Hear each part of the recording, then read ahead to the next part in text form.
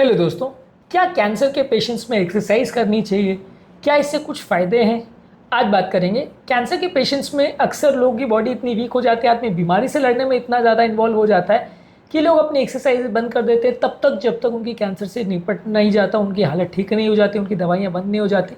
लोग एक्सरसाइज नहीं करते हैं, लेकिन लोग ये भूल जाते हैं कि इससे भी कुछ सिग्निफिकेंट फ़ायदे हो सकते हैं कैंसर से लड़ने में भी, और कैंसर से जो थेरेपीज़ होती है उसके इफेक्ट, साइड इफेक्ट से लड़ने में भी आपकी कुछ सिग्निफिकेंट मदद हो सकती है।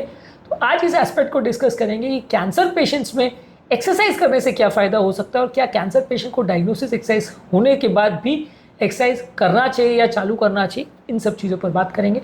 टॉपिक पर जाने से पहले जो लोग हमारे चैनल पर नए हैं उन्हें रिक्वेस्ट करूँगा कि चैनल को सब्सक्राइब करें, वीडियोस को लाइक करें, शेयर करें, फॉलो करें, कमेंट करें, पूरा देखें।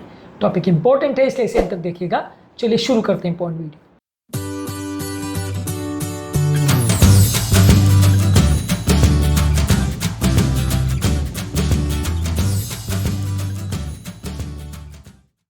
सबसे पहले आपको ये देखने की ज़रूरत है कि कैंसर के पेशेंट्स में ओवरऑल आपकी स्टैमिना कम हो जाती है, फिजिकल स्ट्रेंथ कम हो जाती है, जिसकी वजह से आपको बहुत ज़्यादा सुस्ती या कमज़ोरी होती है।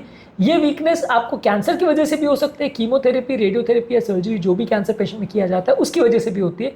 जब आप रेगुलर एक्सरसाइज करते हैं तो आपकी मसल्स यानी मांसपेशियों की ताकत, आपकी ओवरऑल एंड्योरेंस, कुछ भी काम करने की क्षमता और ओवरऑल एनर्जी लेवल्स में भी थोड़ा सुधार देखने को मिलता है और ओवरऑल स्टैमिना में भी सुधार देखने को मिलता है। तो इससे आप ओवरऑल बीमारी से और उससे रिलेटेड साइड इफेक्ट्स पर और थेरेपी के साइड इफेक्ट्स से बेटर वे में हैंडल कर सकते हैं और उनसे निपटने में आपको थोड़ी बेटर सहायता मिलेगी, आप उसको बेटर वे में मैनेज कर पाओगे। तो ओवरऑल फिजिकल स्ट्रेंथ और स्टैमिना इंप्रूव करने में कैंसर की थेरेपी का सिग्निफिकेंट योगदान है। इसके अलावा कैंसर के पेशेंट में एक्सरसाइज करने से आपका ओवरऑल फटीग या कमजोरी या सुस्ती कम होती है। कैंसर के पेशेंट में स्टैमिना कम होने की वजह से आपको बहुत ज़्यादा सुस्ती या कमजोरी का एहसास होता है। ऐसे समय में जब आप वॉकिंग, रनिंग, स्विमिंग, जॉगिंग ये सारे करते हैं, ये सारे काम करते हैं, तो ओवरऑल आपकी एनर्जी लेवल्स बेटर होती है और इस कमजोरी या सुस्ती या फटीग से निपटने में आपको मदद मिलती है। इसके अलावा कैंसर के पेशेंट में इम्यूनिटी कॉम्प्रोमाइज़ हो जाती है, यानी कीटाणु से लड़ने की प्रतिरोधक क्षमता कम हो जाती है। इससे आपका घाव का और ओवरऑल शरीर के रिकवरी फंक्शन कॉम्प्रोमाइज़ हो जाते हैं। ये सारी चीज़ों को बेटर करता है। यदि आप रेगुलर बेस पे एक्सरसाइज करोगे तो आपकी ओवरऑल इम्यूनिटी और कीटाणु से लड़ने की क्षमता बेटर हो जाती है। इसके अलावा एक्सरसाइज रेगुलरली करने से बॉडी में कुछ एंडोर्फिन्स रिलीज होते हैं जो कि आपका डिप्रेशन कम करते हैं, नेचुरल मूड आपका इंप्रूव करते हैं। इससे एंग्जाइटी, डिप्रेशन और स्ट्रेस से लड़ने में आपको मदद मिलती है। तो ओवरऑल रेगुलर एक्सरसाइज करने से आपका थोड़ा सा एंग्जाइटी और डिप्रेशन कम हो जाता है। इसके अलावा ये जो एंडोर्फिन्स मिलते हैं ये आपका बॉडी का पेन को भी कम करते हैं। बॉडी का कई बार कैंसर पेशेंट में पेन बहुत ज़्यादा देखने को मिलता है, कई बार ये अनबेरेबल लेवल का भी पेन होता है कैंसर पेशेंट्स को, तो उससे निपटने में भी सिग्निफिकेंट आपको मदद मिलती है अगर बॉडी में खुद के एंडोर्फिन्स रिलीज होते हैं, जो कि एक्सरसाइज के बाद अक्सर देखने को मिलता है। इसके अलावा कैंसर वाले पेशेंट्स यदि रेगुलर एक्सरसाइज करते हैं तो हेल्दी बॉडी वेट मेंटेन करने में मदद मिलता है। इससे बॉडी का मेटाबॉलिज्म बेटर रहता है, जो कि कैंसर से रिकवरी प्रोसेस को भी बेटर करता है और कैंसर के रिकरेंस को भी कम करता है। काफ़ी केसेस में बॉडी वेट से रिलेटेड पाया गया है कैंसर को। जितना ज़्यादा बॉडी वेट होगा उतना BP, sugar, cholesterol, heart attack का चांस ज़्यादा होगा और कैंसर को भी ये चीज़ें इन्फ्लुएंस करती हैं। जितना ज़्यादा इंसुलिन रेजिस्टेंस होगा उतना ज़्यादा कैंसर होने का चांस होगा।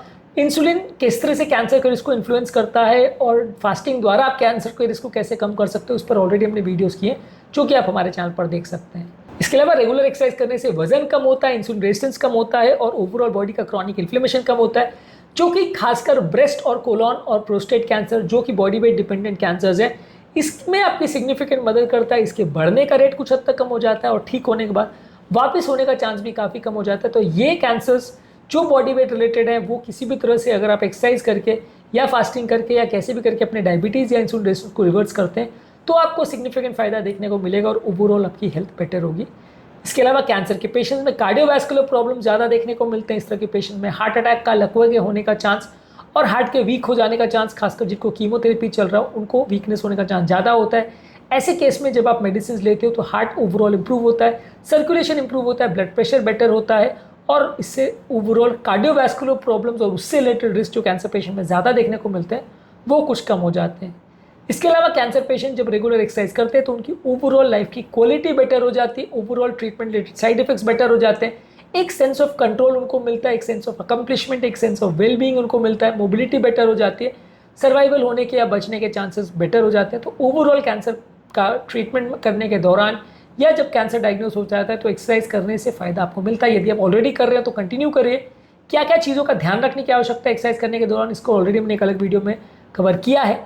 लेकिन ओवरऑल एक्सरसाइज को कंटिन्यू करना कई तरह से कैंसर पेशेंट्स की मदद करता है, और ज़्यादातर हर पेशेंट्स को अगर वो कर सके तो रिकमेंड किया जाता है कि वो रेगुलर बेस पे एक्सरसाइज करते रहे, इससे उनको कई तरह के फ़ायदे मिलेंगे। तो आज के टॉपिक में हमने बात करी कि यदि आपको कैंसर का प्रॉब्लम है या उसका थेरेपी चल रहा है तो आपको एक्सरसाइज करने से क्या क्या फ़ायदे हो सकते हैं, इस पर हमने चर्चा करी।